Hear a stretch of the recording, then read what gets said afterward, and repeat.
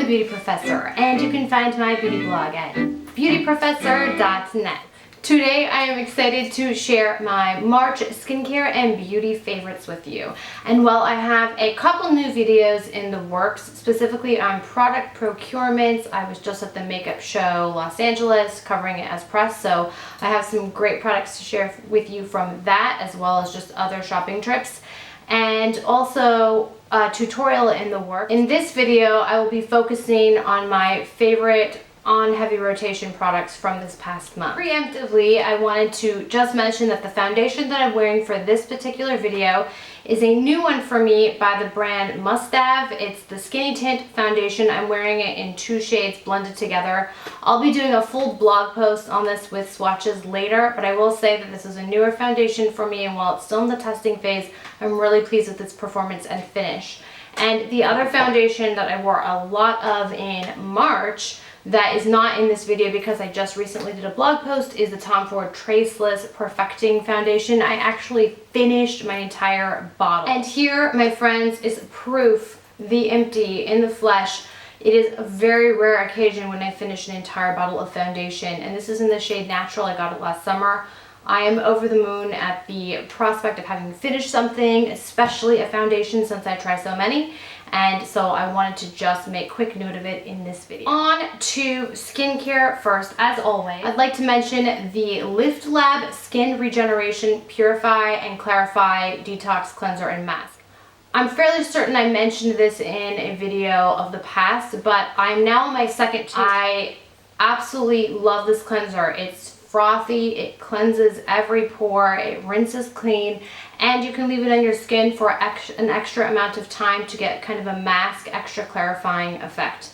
Some days when I have time in the shower, I will do that. Other times I just use it to clean off my whole face in the shower. It's a beautiful cleanser slash mask, and truly I hope I'm never without a tube of this. I love it that much. For hair, I've been using a lot of the Philip B Eau Royale Forever Shine shampoo, and my hair is fresh off of a washing with this. This has an incredible scent. It is the Oud, which is that kind of woodsy, mossy green smell. It's musk, it's sweet, it's dark, it's delicious on the hair, but the transformative powers on my strands, I think, is what makes this most incredible. My hair, which can get kind of wild and out of control even though it's naturally straight, just gets so smooth with this, and the scent lasts for a few days. So even if you choose to wash with another shampoo, I feel like this is kind of the base fragrance coming through. And while this is a luxurious splurge in terms of price point, I envision this bottle lasting me quite a while, and so I'm really pleased with it. You can see I've used just maybe the first 1/10 of the bottle, and that's with a few washings. So gorgeous shampoo. I highly recommend it for shine and manageability and super smooth locks. 2 other skincare products. One is the La Prairie Cellular Swiss Ice Crystal Eye Cream. Now, I've talked about the Cellular Swiss oil for the face. I'm on bottle number 2 of that, so I absolutely love it as a beauty oil. And this eye cream is a recent release from La Prairie. I've been using it over the course of the month, and I like alternating it with the La Prairie Skin Caviar eye cream, which I think has a slightly more concentrated texture. This is light, it soaks into the skin instantly, and I always notice immense hydration, lift, tightening, all the things you want from a beautiful eye cream. So the Le Métier de Beauté Neck and Décolleté Firming Cream. And this is intended for, as the name would imply, this area right here. The idea is that this area of your skin actually responds differently to serums and moisturizers than your face does, or your hands and body. And so Le Métier de Beauté decided there should be a targeted product just for this zone that will treat lines and dryness and discoloration and just firm and brighten the whole area. So I've been using it regularly, and while it hasn't probably been long enough to notice an intense difference, I'm really pleased with the quality of my skin. It's super soft, it is balanced and hydrated, and my skin is very sensitive but responds very well to this product. Next are 2 fragrances I've had on heavy rotation this month. One is the Atelier Cologne Vanilla Encensé. Not your typical vanilla scent. This is a family-owned French company. I was actually able to meet with one of the heads of the line earlier this past month, and I'm just enchanted by the fact that every one of the scents in the line have an associated story, if you will, that kind of blends with the fragrance notes themselves to create this beautiful whimsical harmony between words and, of course, the olfactory sense with scent. Classic vanilla with some darker musk and green notes and a little bit of lime thrown in for good measure, and it just smells so fresh on the skin. I don't own any other fragrances like it, and I love this atomizer size because I can toss it in my purse. Another great spring scent is the Erin Rose de Grace, and this is a green rose scent. Not to mention that the bottle is simply stunning, but beyond that, the contents that it holds are equally unique. It is sweet rose. I get some warmth behind it, some creamy, kind of lush green notes. All in all, a well-executed scent, especially if you like rose. For base products, I'm only going to be talking about two, though certainly I tried many more over this last month. The first is the By Terry Cellular Rose Moisturizing CC Cream. I wear it in the shade beige. It's shade 3, and there are 4 shades. I have all 4 shades swatched on my blog, so I will link to them below. This is a buildable skincare infused formula for the face, and I love the fact that you can get light coverage, medium coverage, and almost full coverage if you build it up in the areas that you want that additional coverage. It doesn't get cakey, and your skin just looks plump and hydrated and luminous, and I'm never disappointed by the effect of this beautiful CC cream. So don't let the name CC cream fool you. There is more coverage potential in this tube than maybe CC cream implies. And gosh, By Terry never ceases to amaze me. For a green foundation that I'm actually in the works of featuring a whole post on with swatches of every shade is the Gressa Skin Minimalist Corrective Serum Foundation. I wear it in a blend of shades 3 and 4, and like I said, I'll have swatches hopefully later on this week. But this foundation is a serum. It comes with a dropper. There is not a single offensive ingredients in the entire quite short ingredients list.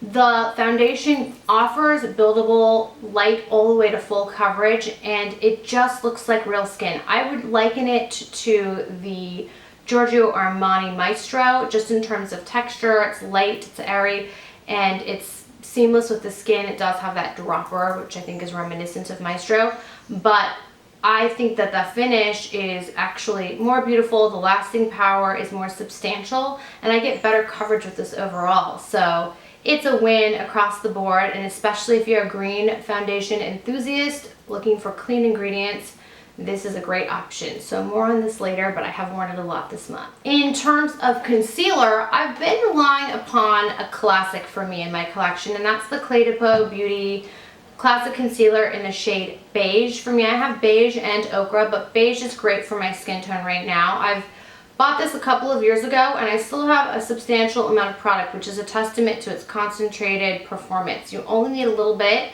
and this has not been a month where I've gotten a lot of sleep. So any kind of shadows or darkness under the eyes, I've needed to really pull out the big guns, and this has done the trick. I just buff it in with my Jenny Patikin multi-blender brush, and I get a very seamless finish that doesn't budge. I think this is a cult favorite for obviously a reason. It performs well, it covers everything imaginable, and it stays in place. I'm still so glad I have this in my collection. For luminosity, I've been relying upon the Kogan Do Aqua Foundation Illuminator. I've discussed it many times over, and I like to put a pump of this in my foundation when I'm making a customized mix. Sometimes I mix it with the Tom Ford Traceless Perfecting, which can run a little bit more natural to matte.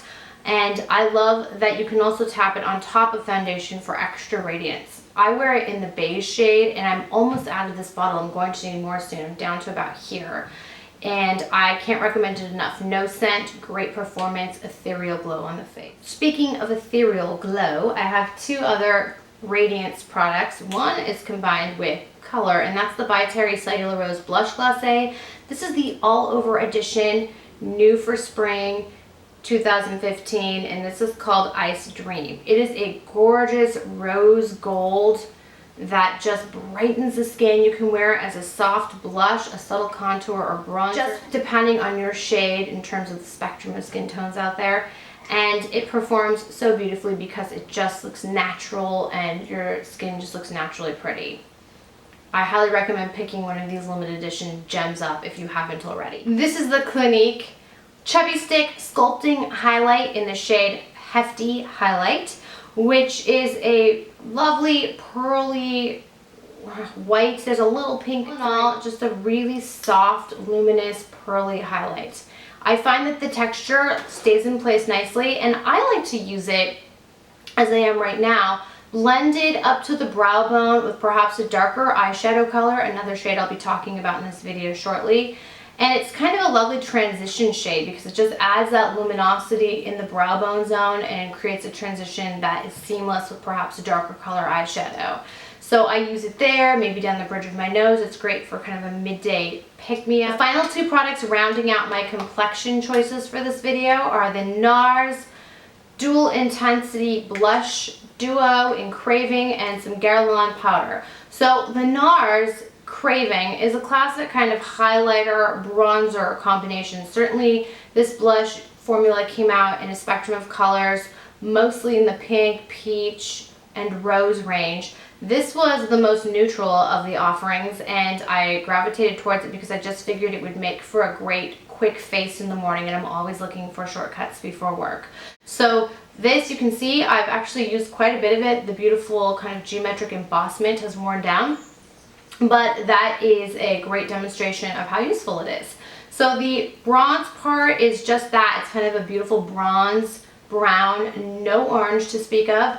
And then the white pearl has a slight bit of pink iridescence, and I like using that across the high points of my face, and this to contour and add warmth. And finally, I've talked about this powder before. I've run through so many powders in the last few months, but I've just come back to this recently, and I'm using it a lot. I find it pairs well with lots of my foundations. This is the Guerlain Lingerie de Peau in the shade 3, which is Beige Natural, which is good for NC 23 to 27 skin, I would say.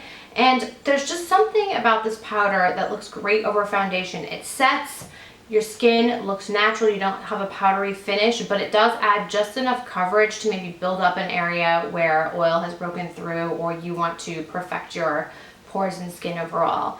And so that's why I wanted to mention it. Truly, it's one product powder-wise that I've just used a ton of in the past 4 weeks. Obviously, a product that doesn't fit into any of my typical categories is the Christian Louboutin Nail Lacquer, and this is in the Louboutin Red shade, a classic.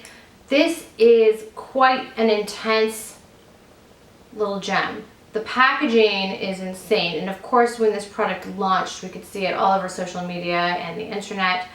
I am endlessly enthralled by how this looks, how it translates. It's even more spectacular in person in your hands. And I find that this is probably the richest, most potent, pigmented red of all the red nail polishes I've owned over the years. Classic neutral red that just adds, that literally and figuratively adds instant polish to your hands and classes up any particular look you're going for that day. So certainly this is a splurge item. I'm happy I got the chance to try it, and it is seriously the best red I have in my collection thus far. And I should mention, it would probably make for a really good self-defense weapon should you ever be in a situation where wielding this makes sense. Only 2 products for eyes today. First is the Napoleon Paradis Nude You eyeshadow palette, and it has received quite a bit of attention this month. I would like to note that it's not just an eyeshadow, though that makes probably the most logical sense at first glance. You can also use these rich powders on the brows. You can use them on the cheeks. You can use them to highlight, add contour, brightness. They are just multi-purposed, and so I've really enjoyed kind of experimenting with different looks with this singular palette. Most of the shades in this palette are matte, so I think that adds to their versatility, but there are just a couple of more satin finish shades to add luminosity as well. If you're into neutral palettes, I highly suggest taking a peek at this one. The other shade I've just been wearing on instant replay is the Giorgio Armani Eyes to Kill Silk Eyeshadow in number 15. This for me is an oldie but a goodie. I think this is like pot number 3, and I am wearing it right now on the eyes. You can see that it just adds a gold sheen, and I have this blended with the Clinique Chubby Stick, as I had mentioned. I'll also link to another blog post where I did this combination as well. I love how this particular eyeshadow performs. Not only is it an instant neutral when you're just in a hurry to create a quick eye, goes with every shade you might plan on wearing, but it also does not crease, stays in place, doesn't smear or have any fallout, and for that reason, I'll be probably buying this until I die. For the lips, I have been experimenting with the Orlan Balm Magnifique. It's the Magnificent Lip Balm. This is a really effective lip balm. It comes in a squeeze tube applicator, so it's different than anything else in my rotation, and it has a subtle, almost berry or fruit scent that wears off quickly. It doesn't have any taste to speak of, and it creates this kind of impenetrable seal over the lips, and that's part of the science behind this particular formula, so that your lips kind of stay hydrated over the course of wear. I love it as a base or as a nighttime treatment. Definitely worth taking a peek if you love lip balms as I wear a lot of the By Terry Velvet Rouge in shade 1, which is Lady Bear. I've talked about it before. I can't quite get enough of this shade. It is perennially in my purse. So for some reason in March, I found myself grabbing it a lot. It was just such a fast month. This was a part of my rotation frequently. Also, I have been wearing, and I'm wearing this combo right now, the Mironess Matte Finity Lip Rouge. Mironess is an Australian brand, and this formula is wildly impressive. It has so much pigmentation, and it does have a matte finish, but it stays in place and does not dry out your lips.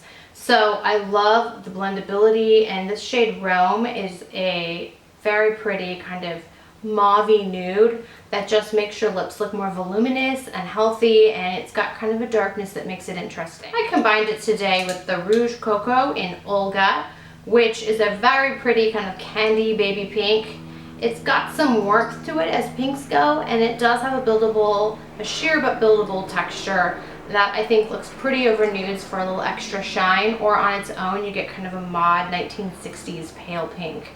It's in my purse a lot. I love it. Finally, and I'll link to my comprehensive post on this, I have been enchanted by the Burberry Kisses lip formula. I'm showing you these shades in nude pink and also in bright coral, which is definitely a departure from my normal shades.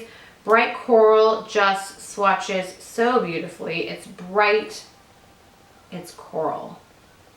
I love it when there's truth in advertising.